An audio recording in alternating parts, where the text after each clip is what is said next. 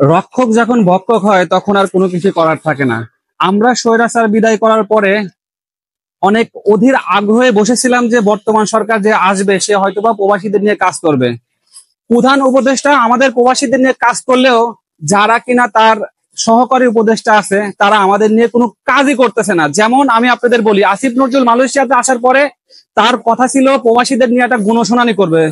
তিনি যেহেতু তিনি যেহেতু আমাদের অভিভাবক, আমরা চেয়েছিলাম যে আমাদের সাথে একটা বসে আমাদের হয়রানি, আমাদের পাসপোর্ট নিয়ে যে বিষয়গুলো সেই বিষয়গুলো আমরা তার কাছে তুলে ধরতে চাইছিলাম।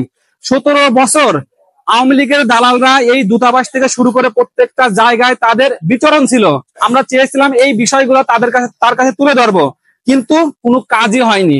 আসিফ নজরুল আমাদের সাথে কথা না বলে চলে গেছে, এটা বিগত হয়ে গেছে। আমরা চাই আগামী মাসে ডক্টর ইউনূস স্যার মালয়েশিয়াতে আসবে, তার সফর আছে। এই সফরের মাধ্যমে যেন ডক্টর ইউনূস প্রবাসীদের সাথে কথা বলে এবং প্রবাসীদের হয়রানির বিষয় নিয়ে আমরা যেন তার কাছে আমাদের হয়রানির বিষয়গুলো, ভোগান্তির বিষয়গুলো তুলে ধরতে পারি। সবাই ভালো থাকেন, সুস্থ থাকেন। আরেকটা কথা বলি, আমি প্রতিবাদী ভিডিও বানাই, আমি আমাদের প্রবাসীদের নিয়ে হয়রানিমূলক ভিডিও বানাই। আপনারা যদি আমার হুগার পিছনে লাইগা থাকেন তাহলে কিন্তু এই ভিডিও বানানো কোনোভাবে সম্ভব হবে না।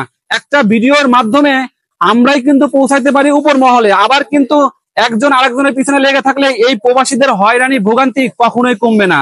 সো একজন বলতেছেন রেমিটেন্স বন্ধ করি, আর একজন বলতেছেন না বন্ধ করি না। এইরকম কইরেন না। যখন আপনারা একটা ভিডিও বানাবেন সবাই তার পাশে থাকবেন।